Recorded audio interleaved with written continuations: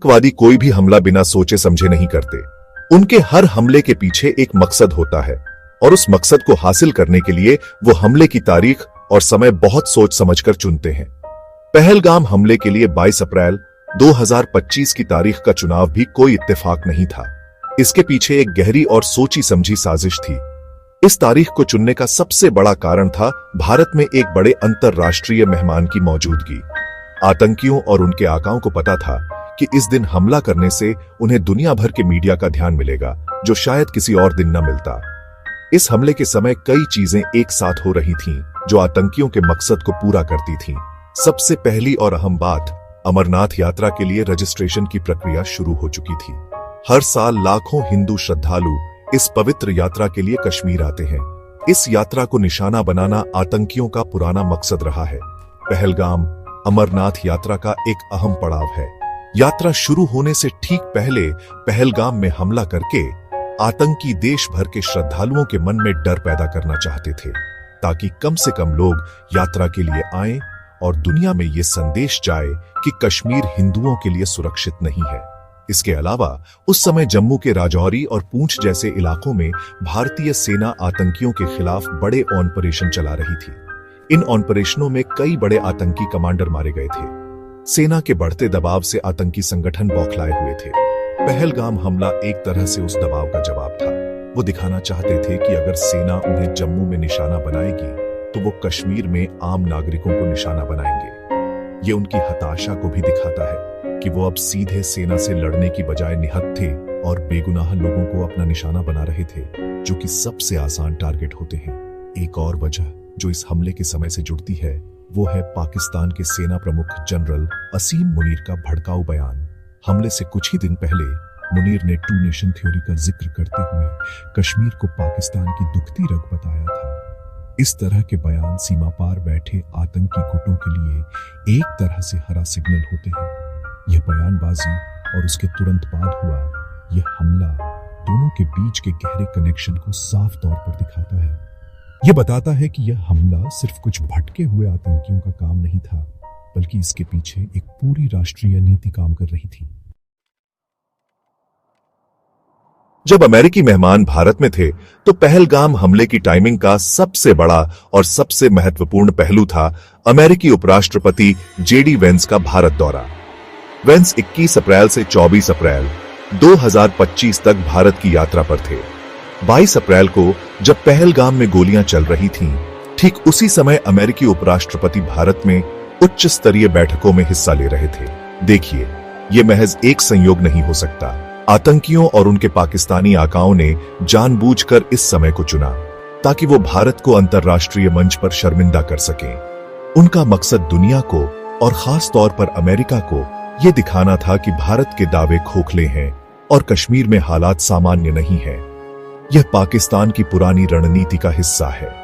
जब भी कोई बड़ा अमेरिकी नेता भारत दौरे पर आता है, कश्मीर में कोई न कोई बड़ी आतंकी वारदात होती है। इतिहास गवाह है। मार्च 2000 में जब तत्कालीन अमेरिकी राष्ट्रपति बिल क्लिंटन भारत आए थे, तब आतंकियों ने चिट्टी सिंघापोरा में 36 बेगुनाह सिखों का नरसंहार किया था।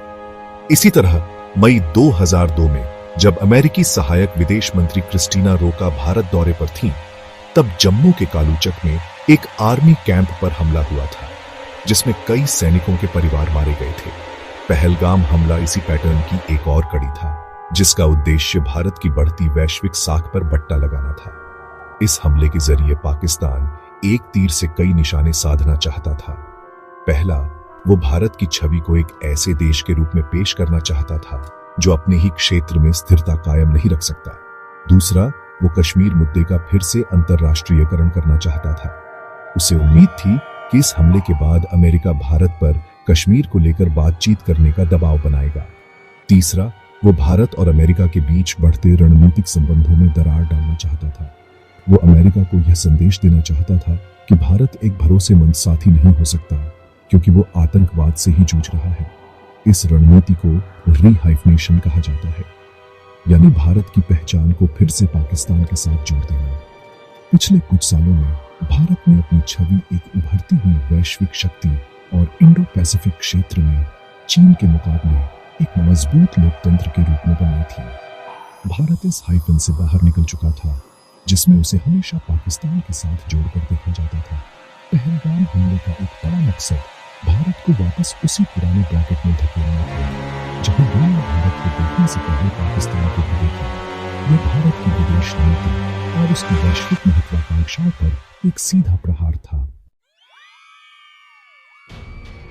पहलगाम में 26 बेगुनाहों की मौत के बाद पूरे देश में गुस्सा और शोक की लहर थी। हर कोई सरकार से एक ही सवाल पूछ रहा था, अब क्या भारत एक बार फिर सिर्फ निंदा करके चुप बैठ जाएगा? लेकिन इस बार जवाब अलग था। भारत ने साफ कर दिया था कि वो इस हमले को बर्दाश्त नहीं करेगा और इसका जवाब दिया जाएगा। वक्त और जगह हम तय करेंगे। हमले के ठीक 15 दिन बाद 7 मई 2025 को भारत ने दुनिया को दिखाया कि नया भारत चुप बैठने वालों में से नहीं है। भारतीय वायुसेना ने एक बड़े और साहसिक ऑपरेशन को अंजाम दिया जिसे नाम दिया गया ऑपरेशन सिंदूर। ऑपरेशन सिंदूर के तहत भारतीय वायुसेना के राफेल लड़ाकू विमानों ने रात के अंधेरे में नियंत्रण रेखा को पार किया और पाकिस्तान अधिकृत कश्मीर के साथ साथ पाकिस्तान के भीतर मौजूद आतंकी ठिकानों पर सटीक हमले किए। इन हमलों में स्कैल्प क्रूज मिसाइलों और हैमर गाइडेड बमों का इस्तेमाल किया गया। ये वो हथियार हैं जो अपने टारगेट को पिन पॉइंट एक्यूरेसी से भेज सकते हैं। भारत सरकार ने साफ कहा कि यह हमला पाकिस्तान की सेना या वहां के नागरिकों के खिलाफ नहीं है, बल्कि सिर्फ उन आतंकी ठिकानों को नष्ट करने के लिए है जहां से भारत के खिलाफ साजिशें रची जाती हैं। यह भारत की पारंपरिक नीति से एक बड़ा बदलाव था। उरी हमले के बाद हुई सर्जिकल स्ट्राइक और पुलवामा हमले के बाद हुई बालाकोट एयर स्ट्राइक के बाद यह तीसरा मौका था जब भारत ने सीमा पार जाकर आतंकियों को सबक सिखाया था। लेकिन इस बार का ऑपरेशन ज्यादा बड़ा और ज्यादा गहरा था। भारत ने संदेश दिया कि अब उसकी रणनीतिक सहनशीलता की नीति खत्म हो चुकी है। अब अगर आतंकी भारत में हमला करेंगे तो उनका ठिकाना चाहे नियंत्रण रेखा के पार हो या पाकिस्तान के किसी भी शहर में, उसे बख्शा नहीं जाएगा। यह एक सीधा और साफ संदेश था जो इस्लामाबाद और रावलपिंडी तक पहुंचा। भारत की इस कार्रवाई से पाकिस्तान में हड़कंप मच गया। उसने इन हमलों को युद्ध की कार्रवाई बताया और भारत की निंदा की। पाकिस्तान ने दावा किया कि भारतीय हमलों में 31 नागरिक मारे गए हैं। हालांकि भारत ने इन दावों को खारिज करते हुए कहा कि निशाना सिर्फ और सिर्फ आतंकी थे। बौखलाहट में पाकिस्तान ने जवाबी कार्रवाई की और ऑपरेशन बुनियादी महसूस शुरू किया। इसके बाद दोनों देशों के बीच तनाव चरम पर पहुंच गया। पहली बार दोनों परमाणु सशस्त्र पड़ोसियों के बीच मिसाइलों और ड्रोनों का इस्तेमाल हुआ। दुनिया एक और भारत पाक युद्ध की आशंका से कांप उठी। ऑपरेशन सिंदूर के बाद भारत और पाकिस्तान जंग के मुहाने पर आकर खड़े हो गए थे। दोनों तरफ से मिसाइलें दागी जा रही थीं, ड्रोन हमले हो रहे थे और सीमा पर सेनाएं हाई अलर्ट पर थीं। माहौल बेहद तनावपूर्ण था और ऐसा लग रहा था कि किसी भी पल एक चिंगारी बड़े युद्ध की आग भड़का सकती है। इस बिगड़ती स्थिति ने पूरी दुनिया की चिंता बढ़ा दी।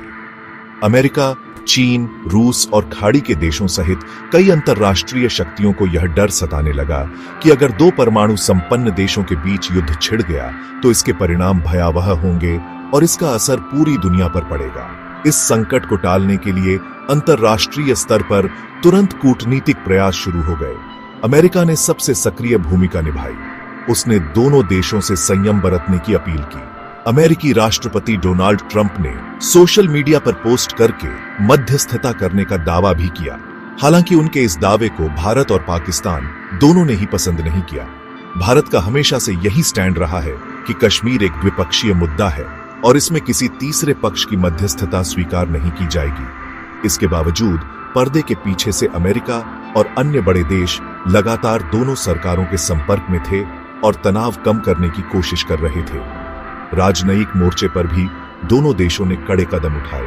भारत ने सिंधु जल संधि को निलंबित करने जैसा बड़ा फैसला लिया जो 1960 से चली आ रही थी। यह पाकिस्तान के लिए एक बड़ा झटका था क्योंकि उसकी कृषि और पानी की आपूर्ति काफी हद तक इसी संधि पर निर्भर है।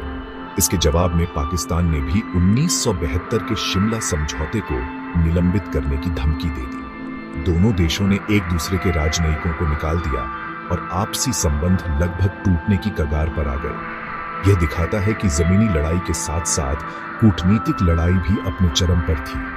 3 दिनों तक चले इस हाई वोल्टेज ड्रामे के बाद आखिरकार 10 मई 2025 को अंतर्राष्ट्रीय दबाव और पर्दे के पीछे की बातचीत रंग लाई।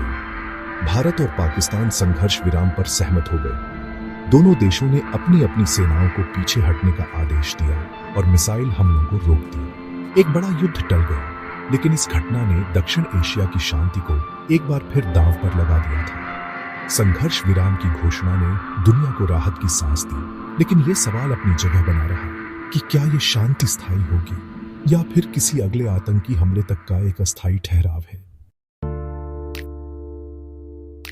पहलगाम आतंकी हमला और उसके बाद हुए घटनाक्रम ने देश को गहरे जख्म दिए हैं, लेकिन साथ ही कुछ जरूरी सबक भी सिखाए हैं। सबसे पहला और बड़ा सबक यह है कि आतंकवाद के खिलाफ लड़ाई अभी खत्म नहीं हुई है। जब भी हमें लगता है कि कश्मीर में हालात सुधर रहे हैं और अमन लौट रहा है, तो आतंकी अपनी मौजूदगी का एहसास दिलाने के लिए कोई न कोई कायराना हरकत कर देते हैं। इसलिए हमें सुरक्षा को लेकर कभी भी लापरवाह नहीं होना चाहिए। पर्यटन स्थलों, यात्रा मार्गों और सॉफ्ट टारगेट्स की सुरक्षा को और मजबूत करने की जरूरत है, ताकि भविष्य में ऐसी घटनाओं को रोका जा सके। दूसरा सबक यह है कि आतंकवाद का जवाब अब सिर्फ रक्षात्मक होकर नहीं दिया जा सकता। ऑपरेशन सिंदूर ने यह साबित कर दिया कि भारत अब अपने दुश्मनों को उनके घर में घुसकर मारने की क्षमता और इच्छा शक्ति दोनों रखता है। यह नई नीति, जिसे ऑफेंसिव डिफेंस कहा जा सकता है, आतंकियों और उनके आकाओं के मन में डर पैदा करने के लिए जरूरी है। हालांकि इस नीति के अपने खतरे हैं, जैसा कि हमने युद्ध की स्थिति में देखा। इसलिए सैन्य कार्रवाई के साथ साथ कूटनीतिक और आर्थिक दबाव बनाने की रणनीति पर भी काम करते रहना होगा, ताकि पाकिस्तान पर आतंकवाद को समर्थन देना बंद करने का दबाव बना रहे। इस हमले ने देश की एकता के महत्व को भी फिर से रेखांकित किया है।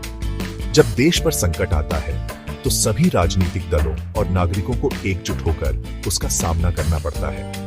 कांग्रेस पार्टी ने सरकार से इस मुद्दे पर संसद में बहस और सर्वदलीय बैठक बुलाने की मांग की। यह लोकतंत्र का एक स्वस्थ संकेत है।